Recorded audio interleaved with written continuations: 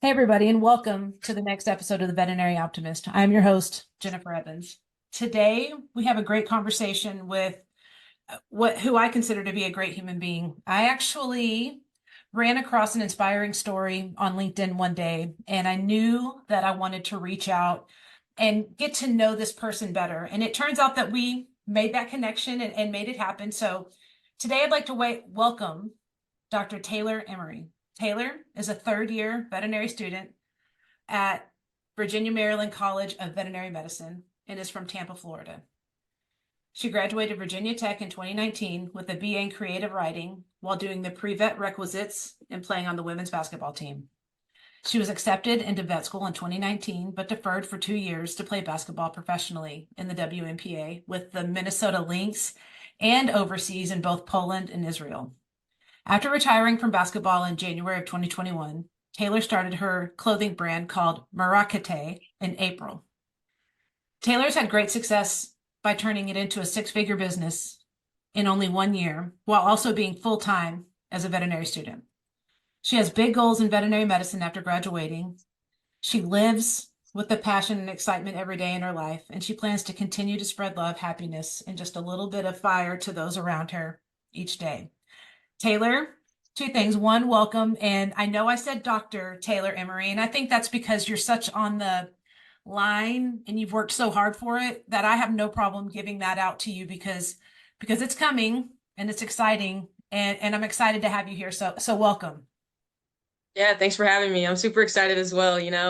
Everybody works hard for that doctor title, so I'm humble. I can't take it yet. I still got some work to do. But when that happens, it's definitely gonna be a great experience and a really exciting day. Yeah, see, that's right off the bat. That's what I love about our first connection. When we had that first conversation, I could tell that you were an individual um that put credit where credit was due and also knows what it takes to make things like DVMs happen, or even getting into college ball, which I know we're going to talk about. Like, there's so many things that we have to go through to hit big goals like that. And I love that you kind of honor that journey. That's huge for me.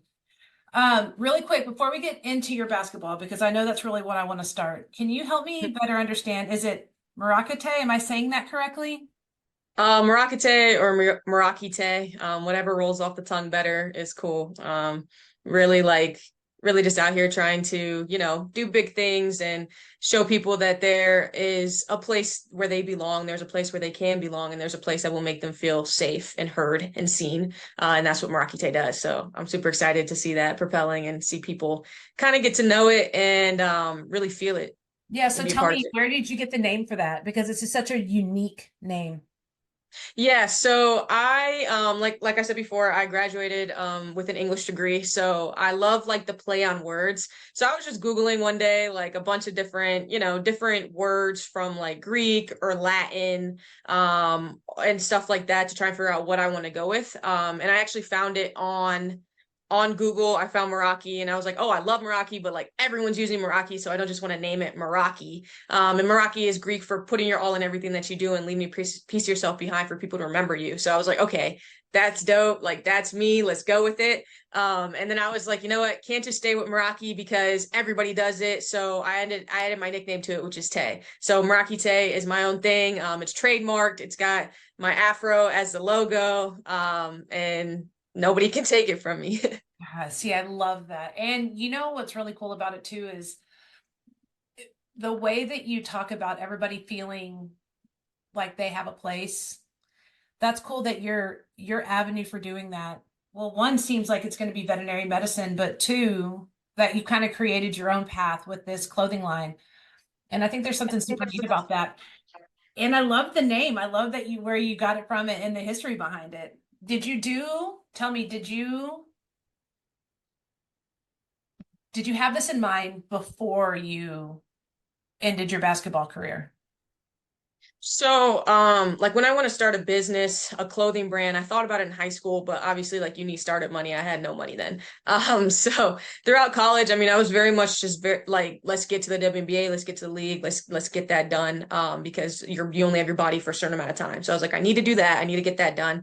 And then I went pro and finishing off my last year pro, over in Israel, probably like 2 months in or like a month in, I was like, I think I want to start something different. I think I want to go a different avenue. I know I'm probably going to start vet school in the fall of the next year. So let me see what I can do on, doing something that I love, doing something I enjoy, and really tapping into my creative side. And that's what I ended up doing. I ended up working on getting samples and stuff like that right before the new year of 2021. So it was 2020. And I used that money from playing overseas to be able to fund that. And that's how I was able to get my brand off and going. Did you know when you went into college? Obviously, you went in to the college path knowing that you were going to focus on basketball. At that point, when you went in, did you know that vet med was going to be a part of that, or was your full focus on your basketball career? Yeah, so I wanted to be a vet ever since I was really little. I did want to do that. And then I ended up getting a scholarship to Tulane University my freshman year, straight out of high school. And when I went there, they're a private school, they're really difficult. And I took their bio class and I said, oh no, I don't know if I can do this science thing. I don't know. I want to be a veterinarian, but I don't know if I can balance basketball and being like a bio major. I was like, I don't think that's gonna work out right now. So I actually ended up changing my path to Homeland Security because I've always been interested in being a detective as well. Really weird fact, I loved Law and Order SVU ever since I was about 7. So that's kind of all I used to watch. And so I've always wanted to be like a helper. Like I didn't want to be a cop. I want to be like a detective, somebody who solved cases, somebody who's always moving their mind around. I thought that was awesome. So that's kind of what I did my freshman year. And then when I went to my sophomore year at junior college when I transferred, because you had to sit out a year going D1 to D1. So I went JUCO instead. And when I went there, I decided I want to switch gears and go to my creative side. And I actually got an associate's in arts, communications. And I was like, okay, well, this is fun. I like this. And when I got to tech, I finally went to tech my junior year of college. That's when I was like, okay, I want to attempt this veterinary medicine thing. When I was getting recruited by these schools, I actually going out of JUCO, I narrowed it down to all schools with vet schools. So I was between like Virginia Tech, I was between Oklahoma State, I was between Purdue. I was trying to figure out what I wanted to do to be able to get to veterinary medicine. So I chose my next path based on going to veterinary medicine. And when I went to tech, that's when that all sort of fallen into place. And I talked to the person who was the head of dean of admissions, and she was like, "You don't have to major in science. You should major in something that you enjoy, and that's how you can get to vet school that way, just doing the prereqs." And I was like, "Oh, thank goodness," because doing all this bio and chem and stuff, it's really not that fun for me. But being able to write and do all that stuff, that was a lot of fun for me.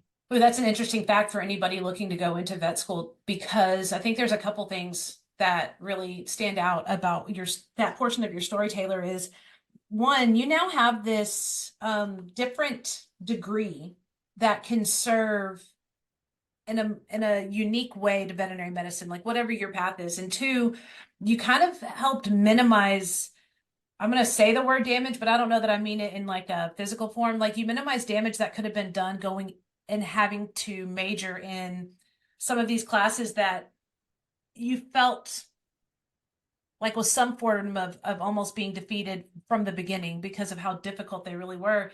And that they're not a necessity for you to get to this place of being able to practice veterinary medicine and live this passion. And that's really just a neat aspect to it. Another thing that really stood out about the story that you were telling is that it it's interesting how people can have these passions, like even going back to Law and Order SVU when you're a kid, right? Like you also knew that you had interest in being a vet when you're a kid. Well, essentially, like veterinarians are detectives, right? Like these pets can't talk, you know? Yeah, exactly. They can't put words to it. You can't ask them if their stomach hurts, like in veterinary medicine, we're consistently having to put puzzle pieces together. And Yeah. if that's something that really interests you, the crossover with that will only serve you on a much higher basis, in my opinion. I think sometimes, Yeah. and this is my own personal thing about it, and you're so young and have such a beautiful career in front of you, but I think that sometimes people get into veterinary medicine and they don't have a taste of really anything else. They go right from high school, right into vet school, right into practicing medicine. And and I think that the neat part of your story is not only are you going into veterinary medicine, but you've been able to experience creative writing. You've been able to experience professional basketball. You've been able to experience starting your own business, right? Like everything that you've learned from those things and the failures that went along with them, the successes that went along with them, that's going to serve you in your next path of your journey. And there's something really cool about that. Thank you. Yeah, I definitely noticed that even just having the arsenal that I have, it's been able to help me be a lot more calmer than my peers with things surrounding me. Because I mean, just full transparency, I failed my first class in vet school, and I was like, you know what? I'm not failing out of vet school, and I locked in, and I ended up passing the next class, which is supposed to be the harder class than the first class. And I did that without getting down on myself, without being super depressed about it, without thinking that there's no way I can come back. Like I was very much like, you know what, this happened, this sucked, but we're going to bounce back. And I think that's a lot of what basketball and life has taught me before this. That's so funny. I was about to ask you, out of all of the things that you've done, whether it's starting a business, whether it's doing professional basketball, like what portion of it do you feel like best prepared you to handle some of the hiccups that you can run into in vet med, right? Like it is hard. Yeah. That's a difficult path to take. There's a reason why um there's such a focus right now on making sure that you honor your like physical and mental well-being during these schooling years and the first couple of years of starting out as a practice as a veterinarian. Like I'm curious if you felt like it was basketball that served that more, or was it maybe starting your business, or was it traveling so much? I mean, what do you think it was that served that the most? Honestly, it was kind of all of it. I've taken the positive and negatives from everything that's kind of happened in my life and been able to just use it in what's happening now. Like, yeah, basketball taught me how to be, strong-willed and being able to take something on headstrong. But so is my business. I mean, my business almost went belly up too, a couple months in. And just being able to stay on top of that has really helped me as far as that as well. And then there was something else I was about to say. Hold on.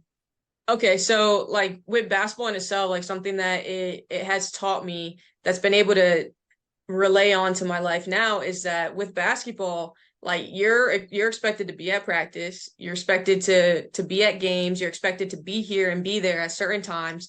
You don't have like your own schedule to kind of, do whatever with it. If you're sick, sure, sometimes you can take a day off, but most times you're not going to because then you're going to be looked at as weak-minded, weak-willed. And I've noticed that that's been a little bit in veterinary medicine that I've seen. But something that I've been able to take from basketball is putting my foot down and saying no to that.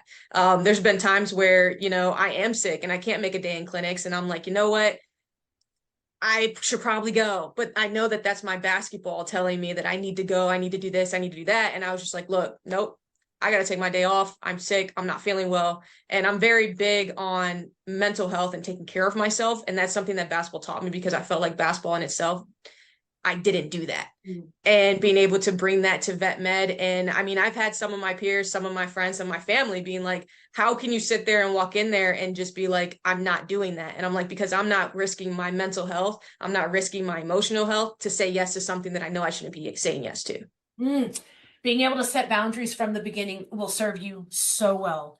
There is no question about it. And that's another one of those things, Taylor, like that's a lesson in life that you learn that just sticks with you. And to have that before you even get to become a veterinarian is a big deal. It is a big deal because it is clear just by statistics and I mean, just literally anywhere you look in vet medicine right now, that I think we've struggled with setting boundaries as a Yeah. profession. Yeah. And it's kind of exciting to see what it looks like whenever we're empowered to set those boundaries, to know that like no is a full sentence, and to know that if our cups are full and we have focused on ourselves, that we're going to show up better for anybody in our life, and that includes our patients, our families, our Right. team members, all of that. So yeah, I totally Yep. dig that. Okay, so then here's this question: what do you feel like is um two of your biggest challenges? So let's say between playing professional basketball,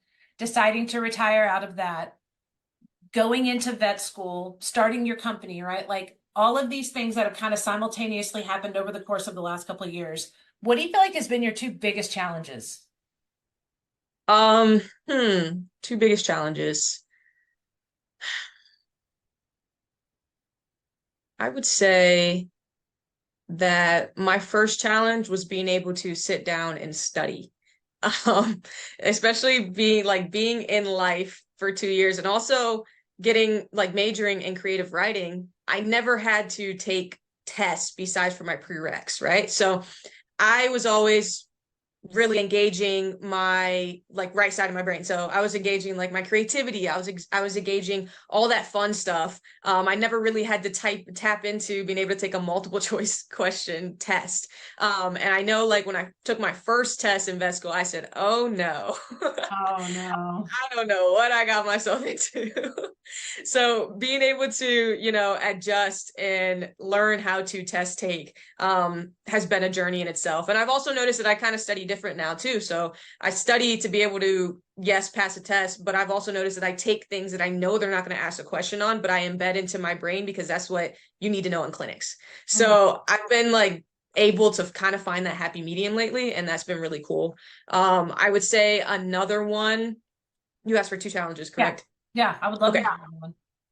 Okay. I would say another one has been trying to make time for life events, I would say. I always make time for the happy ones. But I did lose my friend due to suicide in September of last year. So I had to make time to grieve, but I didn't want to because I had so much on my plate. I was like, I don't have time to feel sad. Like I just cannot feel sad. I need to be able to take care of what I need to take care of right now. And then I can feel sad later. Well, I did that. And then my entire winter break was a hot mess. I wish I had taken that time then to be able to continue on and really grieve in the right process because I felt like I couldn't because life didn't stop, like it was hard for me to even get the approval for certain things to be able to go to a funeral, to be able to take the time off that I needed. And if you took too much time off, well, now you got to restart the semester. And I was like, I'm not putting myself behind. My friend would be mad about that. Like, we're not doing that. But I think that was one of my biggest challenges, being able to make time for the negative events that happen in your life and being able to allow yourself to grieve even when you've got so much whirling around you. Mm. Wow, we're going to unpack a couple of these things. I think that a couple of things that you have just said has really brought to light why I felt like I clicked with you so well right off the bat. Your self-awareness and your vulnerability, whether you consider it a vulnerability or not, is about being open about talking about your challenges or things that you've had to adjust to.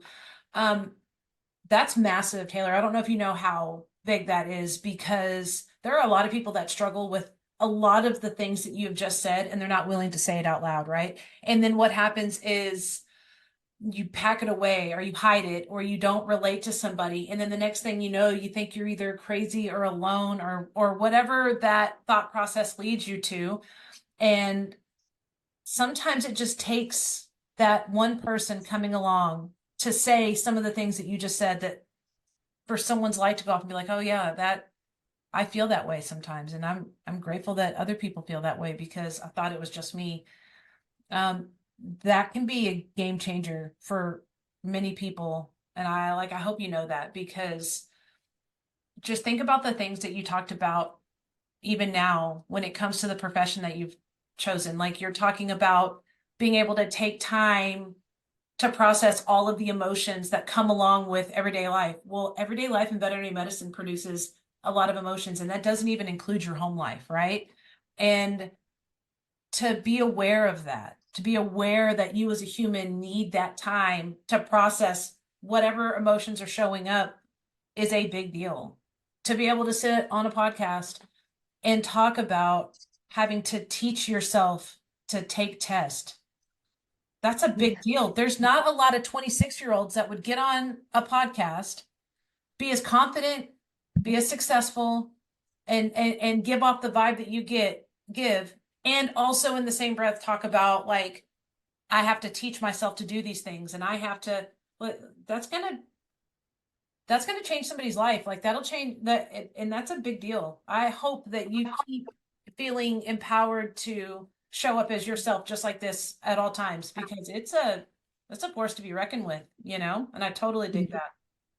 Oh, thank you. Yeah, I'm very big on, being yourself no matter what gets thrown at you, be yourself because everything that's meant for you will come for you, especially if you're being your true self. No, it's same. Like I live my life by the golden rule. I'm gonna treat people the way that I want to be treated, because it's the same thing like with our animals. I want to treat someone else's pet the way that I want my pet to be treated. Like I want to, someone to treat my family the way that, or I want to treat someone's family the way that I want them to treat my family. Like it's just, especially being, and I'm sure you might relate to this a little bit, like being a queer woman in this world is not always the easiest thing, right? And we face sometimes in the like sometimes we just face things where it's like I would never treat somebody that way. I would never do that, Yeah. So I just believe Yeah. in putting out what I want to receive. I dig that. Okay, well then, moving on from the challenges, being a third year vet student, you officially graduate in 1 year. 1.5, Oh, that's 1.5, exciting. baby. Yes. Okay, so what are you most excited about when it comes to moving into your veterinary era? I'm most excited about really seeing the faces on people and like being able to see the development of animals like getting better, like being able to see the change that you can make when you help someone. I think that is a beautiful thing. And I love helping animals. I mean, we all do. This is what we do in the profession. We love that. But it really just feeds my soul being able to help and being able to see people's faces light up, being able to see the progression of a non-healthy animal becoming healthy. And I'm really excited for that part.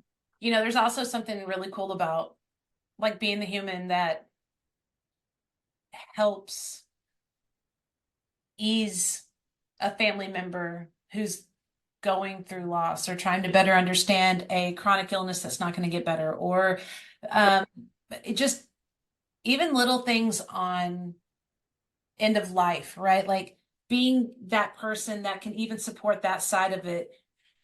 If you've got a way to honor the emotions that go along with all of that, you're going to be unstoppable. And that there's something that's just really neat. So, okay. And I'm enjoying this conversation. So I'm going to ask another one. We Okay. talk about vet medicine and the things that you're looking forward to. I know because of previous conversations, you have a certain area that you're focused on. Can you tell me a little bit about what that is? Yeah, so I want to do shelter medicine. I've been told by a lot of different people that it is a dying industry, and they were like, "Why do you want to do that?" And I said, "Well, because at the end of the day, like I want to help. So I want to do shelter medicine, but I also have a unique portion of it to where I want to do, I want to have a shelter, an animal shelter attached to a homeless shelter, and being able to intertwine those to keep families together, to help stray animals, to help those who need it, both on the human aspect and on the animal aspect. And that's something that I've been passionate about since my going into my senior year of college. My sister actually, she had 6 kids at the time, and she ended up homeless. And I had to take in her 4 preteen boys for the summer. That was a journey, being a 21-year-old now auntie mother of four boys, so that was interesting. But I had to do it because you show up for family, you show up for those that you love, and that's what I did. And my sister, she couldn't keep her family together in these homeless shelters. Like they wouldn't allow men and women to stay together, wouldn't allow families to stay together. She also didn't want to drag all her kids through that. And I was like, you know what? Like if there was a system that could help you to keep your family together, to make sure you don't have to give away your dog, you don't have to live in someone's basement, like you guys, there's someone or something that can help you guys get on your feet and keep you guys together at the same time, that would be a beautiful thing. And I knew I was going veterinary medicine in that time, and I was like, how can I do this as well? And I was like, you know what, let's put them together. And so that has been my passion since, and that's my end goal. And that's what I want to do as time progresses, and be able to really tap into that and help. A couple things. I believe that the unhoused community in this country is at what feels like crisis level, and every little bit of help that can be pushed that way is well deserved. I'm grateful that your sister got back on her feet. I'm grateful that you were the human that were able to step in and help some of her kids really be able to be stable during that process. And I think it's really neat to put those two passions together. I don't know how long it'll take you to get there, and I don't know what that journey will look like, but I'm excited to see you when you hit that mark, because clearly it's going to happen, right? Like if you see it that clearly and you are dedicated to that path, I don't think there's anything that's going to stop you. Yeah, that's really cool. So I ran a nonprofit for about 6 years, and Okay. shelter medicine, it was a rescue nonprofit, and shelter medicine is very much so a dying breed, and it is so needed in this world for good veterinarians to come out and be focused specifically on shelter medicine. I'll even take a brief second to make a call out on something that I'll continue to highlight, like equine and large animal are also a dying breed in veterinary medicine. And so anybody being inspired whatsoever about this podcast about going either into vet medicine or specializing or having a certain area of interest, it's definitely worth keeping on your radar, because veterinarians in those spaces are so needed. They're so needed. Yeah. So that's exciting. Okay. Yeah, I'm super excited. Well, as we bring this conversation full circle, what do you believe would be two pieces of advice if there's somebody's listening right now that is either about to go into school, or let's say they're in school and they're on a different path and they recognize that vet medicine is where they were meant to be. If you were to give them two pieces of advice, what two pieces of advice would you give them? If you're on your way to vet school, make sure you're doing something you love in undergrad. So I was big on majoring in English and just getting my prereqs done because I love to write. And right now I'm even in the middle of writing a book, and something like that just really feeds my soul, being able to do that. So I think being able to make sure that you really do something you enjoy. You know, you don't always have to major in bio. Sure, you might be a little bit behind the mark when you get here as far as like the stuff you're supposed to know, but you'll get it as you go. I've been able to get it as I go. Didn't get it at first, but that's okay because you get it as you go. And another thing I would say is make sure you make time for yourself when you get here. Even my third year, we've had a better schedule to where it's been more so like an undergrad schedule. So, I mean, I've been traveling about every month. Not saying you need to travel every month, because not every vet student has the ability with my business stuff like that. Not every vet student has the money to be able to do that. But just being able to find that time for yourself, like I believe in one day a week where it's just you taking care of yourself. And you don't touch any school, you don't touch any of your things you have to do. You take one day where it's you connecting with yourself, and whether that's nature or your family or your animals, like anything. And I'm very big on that because that ends up helping you in the long run. Refill that cup. Okay. Yep. Well, I'm certainly not going to get off of this interview without showing my deep gratitude. Like your ability to come out and speak from your heart, your ability to be vulnerable and transparent, your ability to use your voice to make impact, whether it's in shelter community, whether it's in the unhoused community, whether it's in vet med, whatever it may be, clothing, all of these things, right? Like you are making your mark, and it's not just in one place, and it's going to be long lasting, and it's a really cool place to be on the outside watching someone incredible shine like that. So I am super grateful. I hope that you continue to empower the people around you. I am the up and coming veterinarians' biggest cheerleaders because vet med, I mean it, vet med's changing right now, right in front of our faces. It's changing. Y'all have the capability to set the tone of what it's going to look like for the next 10, 20, 30 years. That is in y'all's hands. And it's clear from my point of view with just some of the things that you and I have talked about that y'all have all the right things at the forefront of your mind. And that's not something that's always been there. So to watch it grow is going to be pretty awesome. And I thank you for that.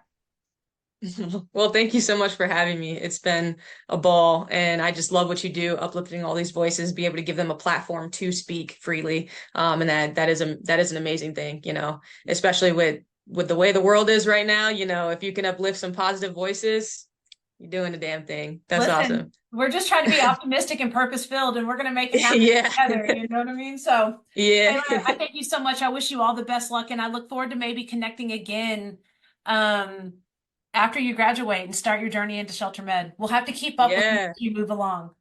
Yeah, let's do it. And tell everybody where they can find your stuff in case they're interested in looking up your clothing apparel. Yeah, you can check out my website at merakitay.com, merakitay.com. Could also check me on Instagram, merakitay underscore. And then, of course, there's my personal account at Tamry01 on Instagram. Love that. I'm gonna have to get me a pair of shorts. Okay, Taylor. Hey. Until next time. Until next time, my friend. All right. Until next time.